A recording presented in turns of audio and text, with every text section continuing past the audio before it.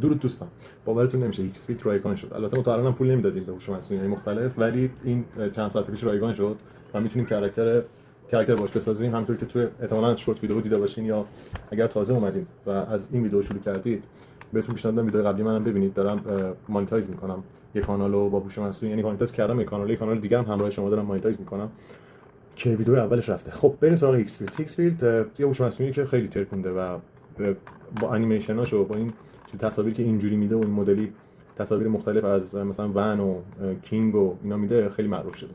حالا اومده یه قسمتی به نام ایمیجو که میتونیم باش کاراکتر ثابت بسازیم و رایگان کرد.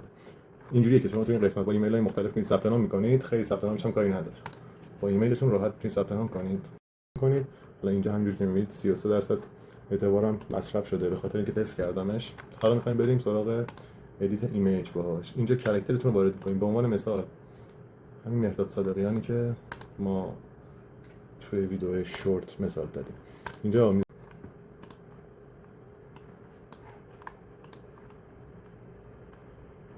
خب وارد شد. اینجا همینجوری میبینید. بعد هنوزم عکس بهش بدیم.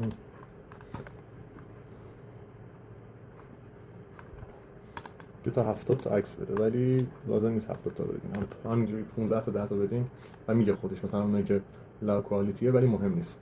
اینجا قسمت جنریت رو میزنید که کاراکترتون رو بسازه و اینجا میاد قسمت این کار. تقریبا 8 تا فیلم بهتون رایگان میده و تولوش 26 تا کاراکتر میتونید باش عکس تولید کنید.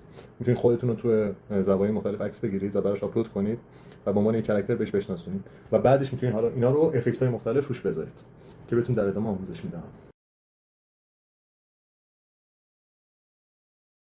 خب جنریت شد. تقریبا 10 دقیقه زمان برد و کاراکترمون ساخته شد. حالا میزنیم روی جنریت و اینجا بهمون میگه 40 دیلی فری کریدیت لفت، یعنی 40 تا عکس دیگه مونده برای امروز. اینجا میتونید بچهای سایز رو انتخاب کنید که اگر دقت کنید توی پلن فریش هم چیزی نداره که کلا ماهیانه $9 این، ولی حالا میتونید اینجا مثلا سایز تصویرتون انتخاب کنید. برای اینستاگرام اگه میخواید این 9x16 رو باید انتخاب کنید و میتونید روی همین سول باشه ایکس فیلد سول و جنریت کنید و یه دونه اینجا شروع میکنه به ساختن، میره تو صف. معمولا یک 5-6 دقیقه زمان میبره که این ساخته بشه. اینم بهتون بگم اولش کار با هوش مصنوعی رو سعی کنید رایگان یاد بگیرید و وقتی که تونستید از مشتریاتون پول بگیرید، حالا برید مثلا این پلن $9 رو بخرید، چون به نظر من ایکس فیلد ارزش خریدش با $9 رو داره. حالا من تو این سیستم دارم یه دونه اکانت غیر رایگان که بعداً براتون محتوا تولید میکنم، ببینید چقدر فرق میکنه، ولی در حال حاضر که این چیز داده، این رایگان داده، فعلا نیازی نیست. خب عکسی که از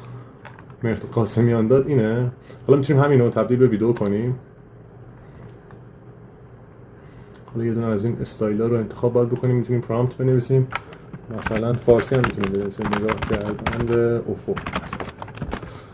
خب با ون 2.5 فست انجام میده. دیوریشنش رو فکر کنم میتونیم 5 ثانیه هم بکنیم، ولی 18 تا کردیت میبره که تقریبا ما کردیتمون استفاده شده. بعد بریم با یه دونه دیگه انجام بدیم، ولی حتی 8 تا ویدیو میتونیم بگیریم، ولی کریدیت عکسمون استفاده شده چون قبلش هم من گرفتم. خب وای میسیم تا این بگذره. این 45 دقیقه که نوشته الکیه و تقریبا کمتر از 10 دقیقه زمان میبره که این فیلمو برامون بسازه. حالا ما چند تا کار دیگه هم میتونیم انجام بدیم. این عکسی که از مهرداد قاسمی دادم خیلی بی‌کیفیت بود و خیلی قیافش تغییر کرد تو این سال‌ها و از سال‌های پیش تا الان بود. شما اگر بتونید 15 تا 10 تا عکس با کیفیت از مدلتون، حالا خودتون یا هر کسی دیگه‌ای بگیرید، میتونید با همین با ترکیب ایکس فیلد و بنانا ای استودیو گوگل اینا رو ترکیب کنید و حتی با دریمینا باش فیلم بسازید و خیلی کارا میشه کرد. میخوام بگم توی هوش مصنوعی شما فقط باید خلاقیت داشته باشید، یعنی همه کار میتونید بکنید و خلاقیت باید داشته باشید. حالا یک ویدیو داشتم براتون میساختم که تو همین ایکس فیلد، البته نسخه رایگانش نمیشه، ولی تو همین ایکس فیلد میتونید از هر جای فیلم یه دونه براش بردارید، از هر جای فیلم هر چی خواستین ظاهر کنید، مثل اژدها یا هر کار دیگه. یعنی شما با خودتون، با کاراکتر خودتون میتونید فیلم سینمایی بسازید. الان فقط باید خلاقیت داشته باشید و بتونید این کارو انجام بدید. حواستون هم باشه زیاد از کاراکترهای خارجی استفاده نکنید. اگه خواستین از کاراکترهای خارجی استفاده کنید و حالا منتشر کنید، حتما بچگونه‌شو استفاده کنید که تو ویدیوی بعدی بهتون یاد میدم. خب ویدیو ما جنریت شد، ببینیمش. واقعا طبیعی در آورده. و خود مرزا صادقی هم ببینه فکر کنم شک کنه که خودش باشه. ما هزاران تا کار میتونیم انجام بدیم، یعنی با این عکس میتونیم 40 تا عکس تولید کنیم، بعد عکسش رو لباسش رو عوض کنیم، کادرش رو عوض کنیم و هر کاری میشه انجام داد. مهم اینه که خلاقیت داشته باشید. مثلا میگم یه روز در میون یا حتی هر روز بهتون آموزش بدم تا دستتون انقدر باز باشه توی هوش مصنوعی رایگان که بتونید راحت بدون یک ریال هزینه کارتون رو پیش ببرید و تا درود دیگر بدرود.